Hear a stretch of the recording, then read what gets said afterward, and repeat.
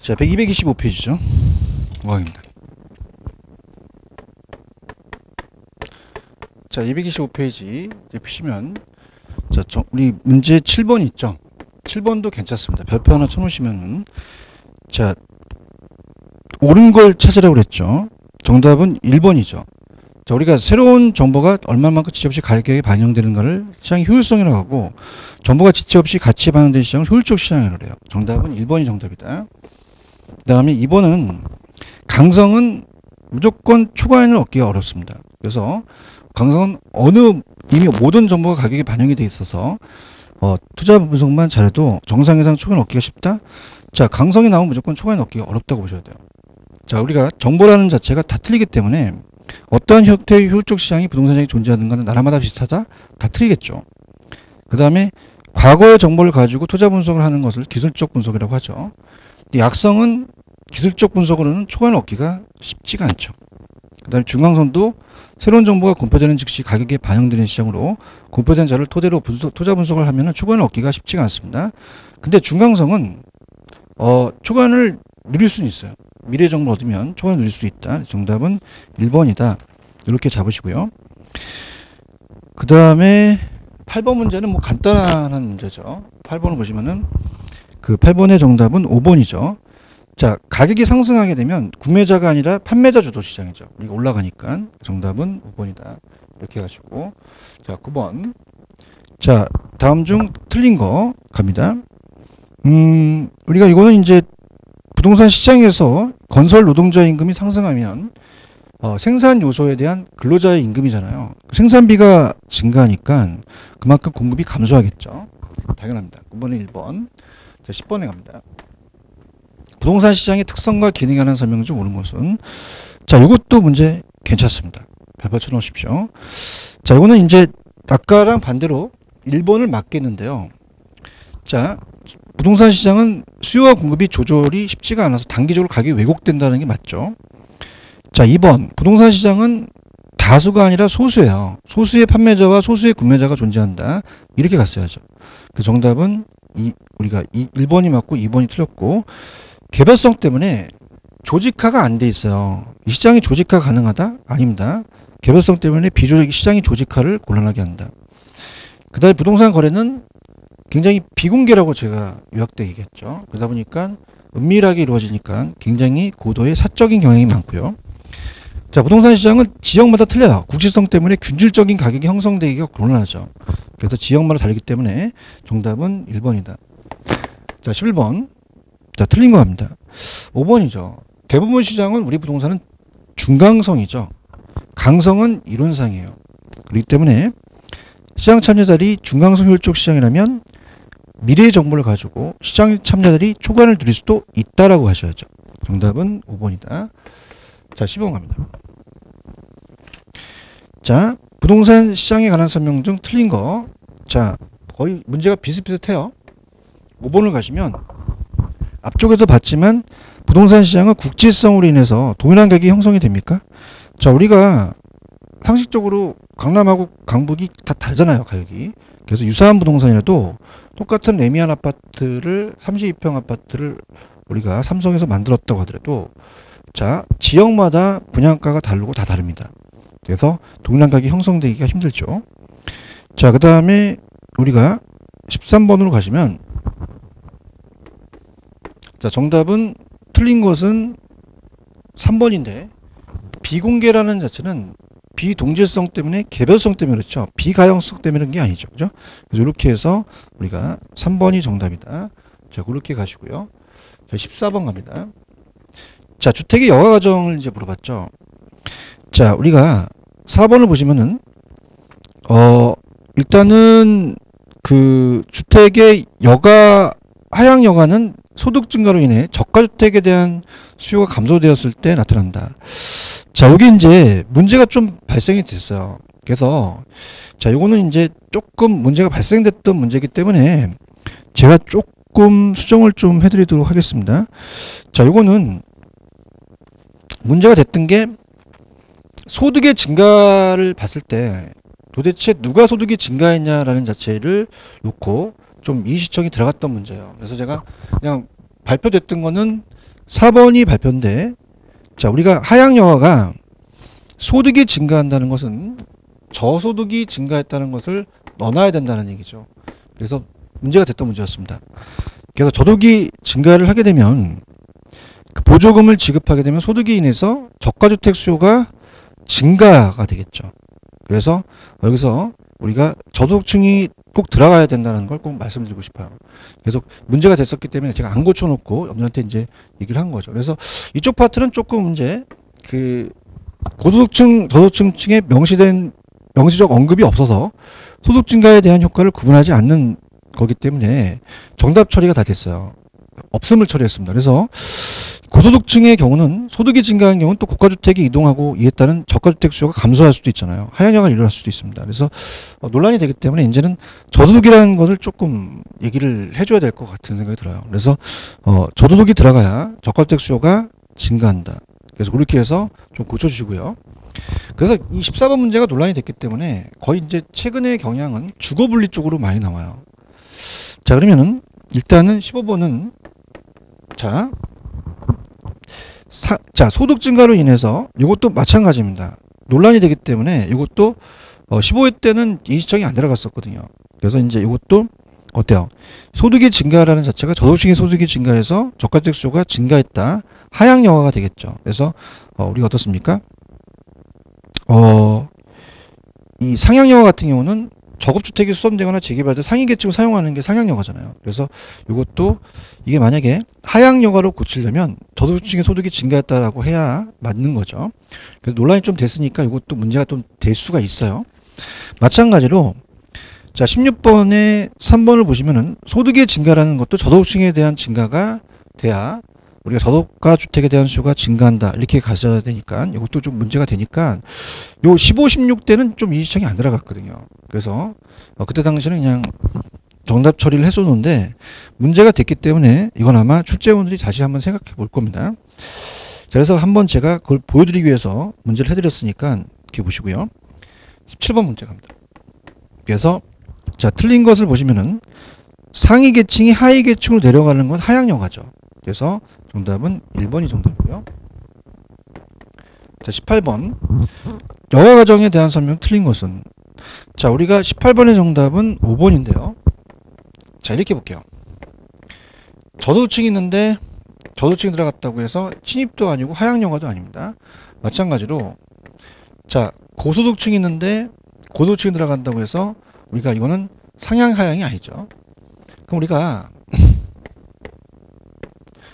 자 고소득층이 있는데 저소득층이 들어가서 아예 저소득층 바뀌는 것은 하향이 맞거든요. 그 다음에 만약에 저소득층이 있는데 자 고소득층이 들어가서 고소득층이 되는 건 상향이 되거든요. 그러면 어차피 들어가는 거 알면은 그 상향 하향을 맞출 수가 있다면 5번을 보시면은 저소득층이 들어간다고 돼 있었거든요. 그러면 하향 여가가 되는 거죠. 그러면 고소득층은 점차 저소득층으로 바뀐다. 그래서 누가 들어가서 저소득층이 들어가면 하향 여가로 해서 18번은 5번이 정답이고 자 19번에 가시면은 자 틀린 걸로 보면은 4번이죠. 자 부동산 시장은 여러 불안전 요소가 많기 때문에 할당률 쪽이 될 수 없다. 자 우리가 정보 비용과 정보 가치가 같으면 불안전이라도 초과이윤과 정보 비용이 같다고 한다면 할당이 될 수도 있죠. 그래서 정답은 4번이 정답이다. 그렇게 보시면 되고요. 그 다음에 20번 문제. 자 우리가 이제 할당률 쪽 시장이 약간 좀 업그레이드돼서 나는데 할당이 된다는 것은 투기가 발생하지도 않고 초과이윤을 누릴 수 없고 누구보다 더 먹는 이윤이 없어요. 그렇다면 20번에 3번을 보시면은 자 우리가 할당은요 가소평가와 가대평가로 가격이 왜곡되지가 않습니다. 그래서 어떻습니까? 자체적으로 할당은 우수한 정보를 통해서 초과이윤과 크기가 그 정보 비용이 일치하기 때문에 가격 왜곡이 가능성이 없어지죠. 그래서 가소평가 가대평가 됐다는 자체가 틀린 거죠. 3번이다. 자 21번을 보세요. 자 우리가 주택 여가과정에서 이렇게 아까 이시청이 들어갔기 때문에 주거분리해서 낸 거죠. 그러면 작년에 뭘 냈냐면 2번이 정답인데요. 자 고소득층 주거지역과 저소득층 주거지 인접할 때 경계지역 부근의 저소득층 주택은 고도층과 가까이 있으니까 할증이 되겠죠. 고도층 주택은 도둑과 같이 있으니까 할인 거래가 되겠죠. 정답은 2번이다. 그래서 기출 문제를 뺏겨냈습니다. 그래서 그렇게 해서 2번이다 보시고요. 그 다음에 작년은 주거 분리하고 효율적 시장이 나왔거든요.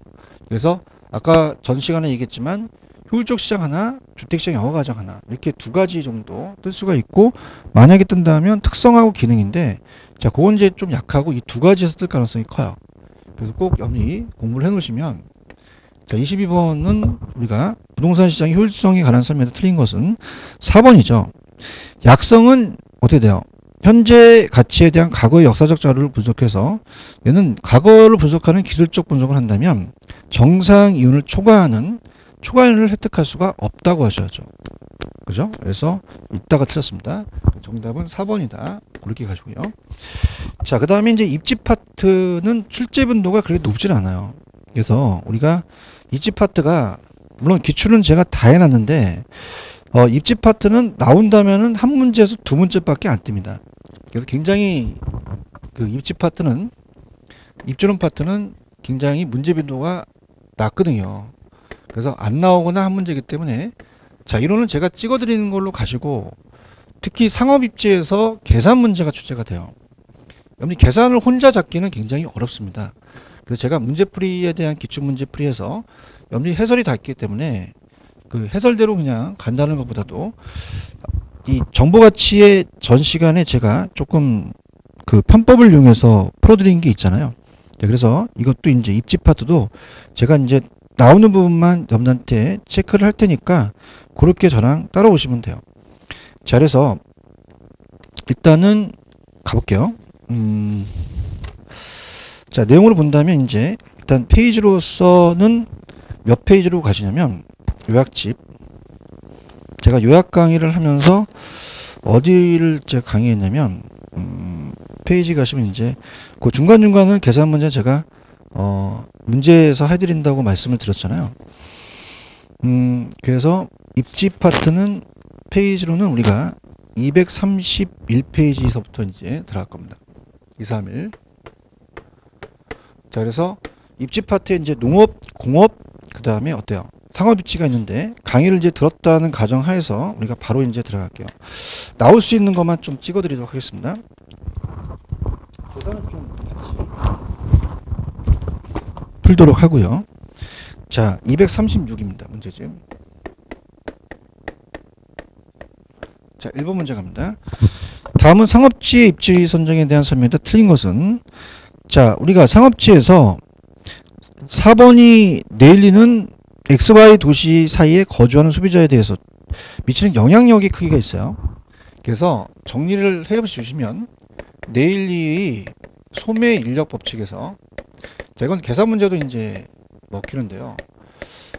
자체적으로 어떻습니까? 이 인구에 비례하고 거리 제곱에 반비례해요. 그래서 그 영향력의 크기, 그래서 영향 크기는, 자, 우리가 유인력이라고 하거든요. 상점이 유인력. 그럼 인구가 커야 됩니다. 이걸 크기라고 해요. 그래서 비례하고 거리 제곱에는 반비례합니다. 거리는 가까워야 되거든요. 반비례한다. 이렇게 가셔야 돼요. 그래서 우리는 이 어때요? 거기 보시면은 영향 크기는 두 도시 크기의 비례로 가셔야죠. 비례로. 그래서 우리가 비례로 고쳐주시고요. 그 다음 이제 4번은 그 공업 입지는 잘 출제가 안 되는 파트예요. 근데 이제 2번을 보시면은, 자, 이렇게 갑니다. 자, 우리가 국지 원료라는 게 있어요. 국지는 편제, 그 지역에서만 나는 거거든요. 그 다음에 보편이라는 것은 어디선지 구할 수 있는 겁니다. 자, 그러면 국지라는 것은 그 지역만 나기 때문에 원료 지향이 맞아요. 원료. 그걸 나누는데 우리가 수송비가 많이 들어가니까 원료지가 맞고, 보편은 어디서나 구할 수 있으니까 시장지가 맞다는 얘기죠.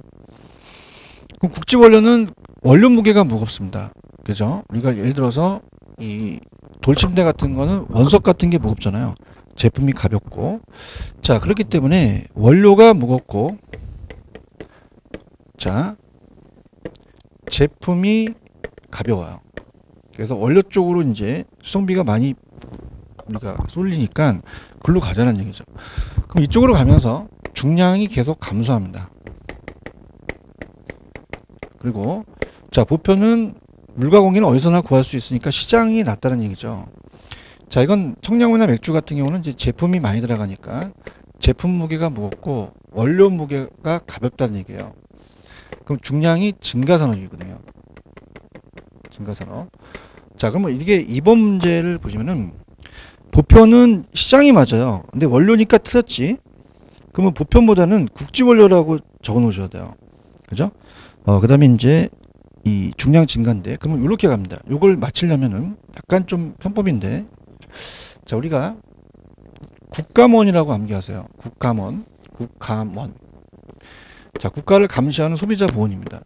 그 국가원으로 암기하면은 우리가 보편 원료가 아니라 국지 원료, 감소 이렇게 가거든요. 그렇게 해서 이제 우리 체크를 좀 했으면 좋겠고요. 그 다음에 이제 5번 문제는 별표 표시를 해 놓으시는 게, 자, 우리가 보통 요즘 최근에는 농업, 공업, 상업입지에서 많이 출제가 되는데 전체적인 틀을 다 보여주는 거예요. 그래서 좋은 문제라고 볼 수 있습니다. 자, 그러면 농업입지론의 튠에는 토지 이용의 양태는 경작 농산물의 생산비에서 결정되는 게 아니라 위치, 수송비입니다. 그래서 고쳐주시고요. 그러니까 중심지 시장부터 거리에 의한 동심원지대. 자, 우리가 이 도심에 있으면 똑같은 동심원이 이루어지면서 띠를 형성한다는 거죠. 자, 상업지의 크리스탈러는 이 중심지의 계층 간, 우리가 저차, 고차, 중차가 있으면 포섭 원리에 따라서 소비자를 얼마큼 포섭하는 원리인데요. 중심지는 중심지 상대적 크기에 따라서 고차, 저차로 나눠요.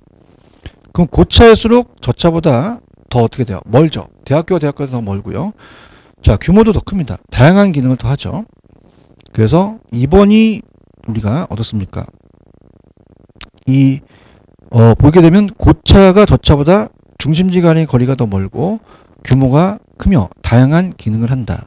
그래서 5번의 정답은 좀 오타 났네요. 5번은 2번이라고 좀 고쳐주시기 바랍니다. 4번으로 돼 있죠. 좀 오타가 났습니다. 2번을 고쳐주시고요. 그 다음, 자, 3번에 가시면 내일리는 아까 그 흡입력은 인구에 비례하고 거리 제곱에 반비례한다 그랬죠. 좌측에서. 그 다음에 이제 공업입지는 수송비, 임금, 집정력 중에서 가장 강조한 게 수송비예요. 그 다음에 허프는 중심지론을 전개하면서 소비자를 강조합니다. 소비자는 가장 가까운 곳의 상품을 선택하고, 고차가 인근에 이제 고차가 있으면 다목적 구매 여행을 얘기를 하거든요. 그러다 보니까 우리가 자, 적정한 거리에 이마트가 있으면 여러 상품을 사게 되면은 저 차를 지나칠 가능성도 있다는 얘기입니다. 그래서 우리가 선택할 가능성이 아니라 지나칠 가능성, 그렇게 해서 2번이 정답이다. 그 다음에 이제 넘겨보시면은 7번 같은 경우는 이제 허프 이론인데요. 자, 요거 이제 좀 전에 제가 얘기했던 게 어디 있냐면 7번에 2번을 보시면 다목적 구매 여행이라는 게 좀 전에 있었잖아요. 그럼 어떻습니까? A가 만약에 그때 당시는 이제 대형마트가 없었지만 여러 물건을 비교하는 선매품도 판매하는 곳이 A가 규모가 큽니다. 자, 그러면은 2번에 가시면 다목적 구매 여행을 형태를 본다면 B까지는 5km, 자, A까지는 10km라면 우리가 당연히 우리 10km 가깝기 때문에 A 도시에 있는 상점은 고객을 유인할 수가 없다는 게 아니라 충분히 유행할 수도 있습니다. 우리가 간다는 얘기죠. 그래서 그렇게 보시고요. 자, 1번 B도시에 판매하는 우유, 맥주 등의 편의품은 일상생활에 필요한 필수품이기 때문에 상품의 도달거리가 어떻게 돼요? 선매품보다는 먼 게 아니라 더 가깝죠. 선매품이 더 멀죠. 그래서 그렇게 틀렸고요. 3번은 이제 계산 문제니까 제가 해드리겠고, 자, 허프의 확률은 어때요? 보통 고객에 대한 유인력은 거리 제곱에는 반비례하죠. 매장 면적의 규모는 비례한다. 그 다음에 이제 매장이 A가 면적이 큰 대신 선매품을 취급하고 있어서 중심지 유지에 필요한, 자, 우리가 매장이 더 크기 때문에 최소로 요구하는 치가 B보다는 더 크겠죠. 차이가 없지는 않겠습니다. 자, 그럼 우리가 얘는 허프에 대한 확률 모형인데요. 확률로 이제 봤을 때 그 끌어당기는 유인력입니다. 그래서 A에 대한 보통 우리가 시장 점유율이라고 하죠. 확률로 본다면 자 어떻습니까? 우리가 A와 B가 더해서 밑으로 가고요. A가 올라가요. 그럼 A는 매장 면적이 1000입니다. 자 우리가 네일리가 나오면 무조건 거리 제곱에 반비례 하는데요. 얘는 마찰 계수라는 게 나올 거예요. 그럼 우리가 10의 제곱이죠. 마찰 계수가. 그럼 얘가 100이 되니까 끌어당긴 힘이 12 됩니다. 12. 그 다음 그럼 얘가 10이면 B도 한번 볼까요? B를 보면은 매장 면적이 250이고 거리가 5km죠. 그럼 5의 제곱이니까 25니까 얘도 10이 되죠. 그럼 20분의 10이라는 것은 2분의 1이니까 0.5, 50% 간다는 얘기예요. 3번이 정답이 되겠죠. 자, 그 다음에 8번은 요즘은 잘 출제가 되진 않지만 경제 기반 승수가 딱 한 번 나왔어요. 근데 제가 여러분들한테 추천해 드리는 건 입지 계수입니다. 저번에 제가 입지 계수 위주로 제가 간다 그랬잖아요. 그래서 입지 계수 위주로 좀 가셔서 공부를 하셨으면 해요. 자, 그래서 입지 계수와 경제 기반에 대해서 우리가 보는데 1번은 이제 입지 계수는 문제를 풀어보겠지만 해당 지역의 특정 산업의 특화도를 파악합니다. 그래서 우리가 이 경제 기반 승수라는 자체가 딱 한 번 나왔기 때문에 출제 빈도가 높진 않아요. 그래서 우리가 본다면 자 우리가 기반 산업과 비기반 산업이 있다 그랬어요. 강의를 하면서. 그래서 경제 기반 승수라는 것은 자 우리가 총소득 승수는 총이 올라가잖아요. 총 투자가 총인구가 올라가고 그 다음에 이 물어본 걸로 나눕니다. 기반 인구 나눠요. 그럼 얘는 얘와 얘를 곱한 거거든요. 그러니까 총인구의 증가분은 승수의 영향을 받는다는 겁니다. 경제 기반 승수가 있으면 여기다가 기반 인구를 곱한다는 거죠. 그럼 기반 인구가 100명이 늘어났는데 5배나 튀었다. 그럼 500명이 늘어나는 겁니다. 그러면서 우리가 2번이 좀 어렵게 다가올 수 있어요. 자 할게요. 만약에 하이닉스 반도체 산업이 제가 강의를 하면서 여기가 기반 산업이다. 그러면 이제 고용인구가 늘어나면서 식당이라든지 여러 가지 뭐 학원이라든지 이게 생긴다. 이게 기반이고 얘가 비기반이다. 그럼 기반이 비율이 많다면 포화 상태니까 더 이상 파급 효과가 없죠. 근데 비기반이 많다는 건 아직 기반이 안 들어왔기 때문에 한번 들어오면 파급 효과가 크다는 얘기예요. 그래서 비기반이 클수록 경제 기반에서 커진다 이렇게 했고요. 3, 4, 5번을 보시면은 얘네들 승수로 아니면 얘네 기반 분석을 한다면 자, 이 기반 산업의 수출 부분의 고용인구 변화가 지역의 전체 고용인구나 총인구. 자, 우리가 이 하이닉스 반도체 산업의 고용인구가 늘어나면 부양가족 수도 늘어나요. 그럼 총인구도 늘어나겠죠. 그럼 부동산 수요에 대한 예측을 할 수가 있기 때문에 우리가 4번이 정답이다. 없다가 틀렸죠. 그래서 그렇게 그냥 한번 해놓으세요. 그래서 그렇게 보시고 그 다음에 9번 문제는 좀 시간이 오래 걸리니까 이건 그냥 나중에 제가 해드리고요. 10번 문제 갑니다. 자, 지금 보시게 되면 대한부지의 가능매수한과 비교했을 때 이 추계 방법은 비율법이에요. 그래서 가능매수한과 추계는 비유 중해인데 자 이거는 주관적이 개입됐다 그랬죠. 그래서 그 지역의 거래 가능 지역을 확정해서 지출 가능액 추계, 소득을 추계해서 점포 면적에 따른 시장 지역을 분할한다. 이거는 비율법이다. 유추법은 어때요? 사례에서 유추한 거고 다른 점포예요. 6년 모형은 허프에 대한 매장 면적의 규모에 비례하고 거래 지역을 반비례한다. 중력 모형은 이제 만류 인력이고요. 회계 분석은 뭐 매출액에 영향을 줄 수 있는 게 독립 변수, 매출액이 종속 변수라면 그 요인에 따라서 달라진다는 거 그렇게만 체크하시면 돼요. 자, 그 다음에 이제 11번으로 가시면 이제 공업입지 아까 풀어봤던 건데요. 그래서 이제 10번은 그냥 비율법이라는 것만 체크하시고 넘어가면 됩니다. 그래서 우리가 전 페이지 10번은 그냥 1번이다.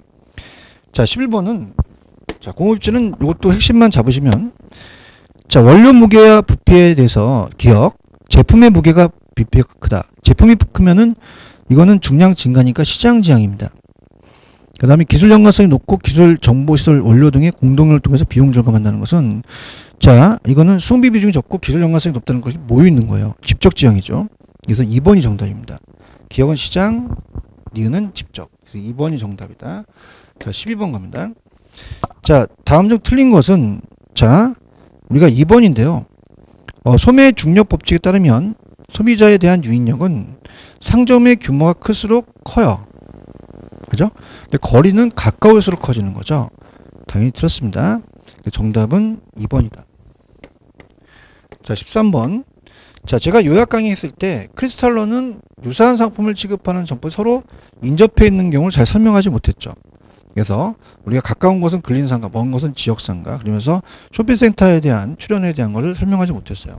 정답은 1번이 정답이다. 자, 그 다음에 넘기시면은,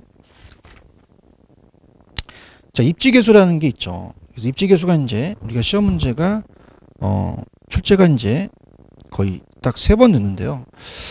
자, 그 내용을 이제 우리가 살펴본다면 입지계수를 이제 푸는 게 이제 계산 문제가 제가 도와드릴 거죠.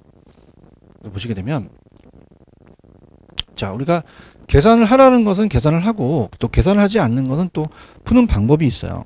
그래서 이제 14번을 우리가 갈게요. 244죠.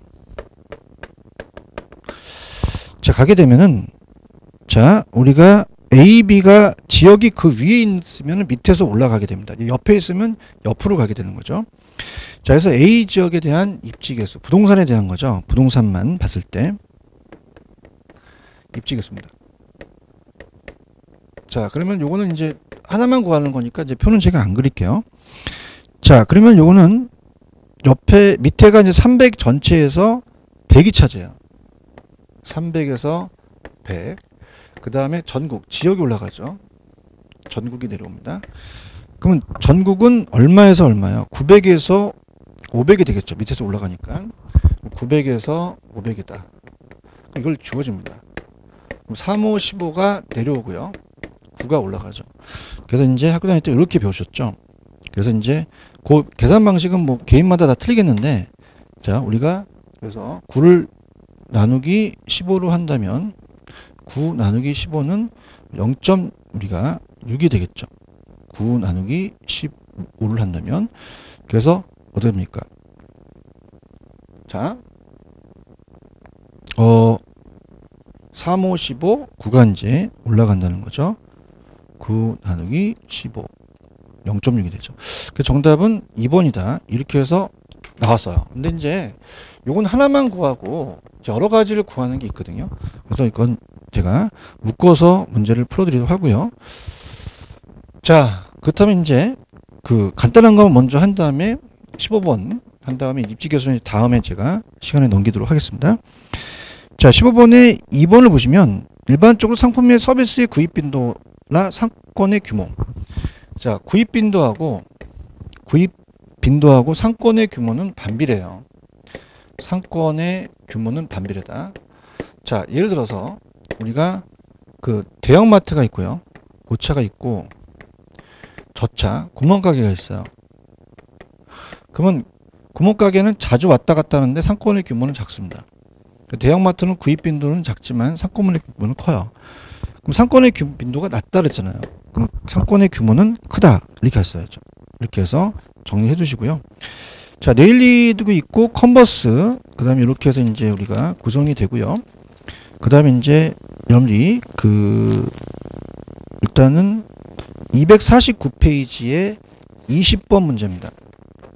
그래서 이건 이제 다음 시간에 제가 풀어드릴 텐데요. 자, 지금 이제 6강 들어갈 차례죠. 그래서 요걸 이제 풀기 전에 한번 여러분들한테 쭉 보여드립니다. 요거랑, 자, 그 다음에 이제 계산 문제가 많기 때문에 어차피 계산에 치우칠 수밖에 없어요. 255페이지 가시면은 27번하고도 같이 한번 엮여서 보셔도 됩니다. 그래서 이 두 문제를 가지고 우리가 어떻습니까? 자체적으로 빨리 풀 수 있는 방법을 이제 말씀을 드리면서 얘기를 할 텐데, 지금 20번 문제는 지역이 A가 옆에 있어요. 옆으로 이제 전체 우리가 어떻습니까? 옆으로 이제 가야 되는데 옆에가 지금 좀 빠졌습니다. 제가 이걸 제가 채워드리도록 할게요. 죄송합니다. 이거 전체. 그래서 전체가 빠졌기 때문에 전체에 대해서 우리가 그 전체 산업은 그걸 더하면 되니까. 그죠? 그렇게 보시면 되고. 그다음 마지막은 위에 있기 때문에 밑에서 올라가야 되거든요. 그래서 오타가 났기 때문에 그건 제가 바로 제가 수정해서 다음 6강에서 해드리도록 하죠. 좀만 쉬었다 가겠습니다.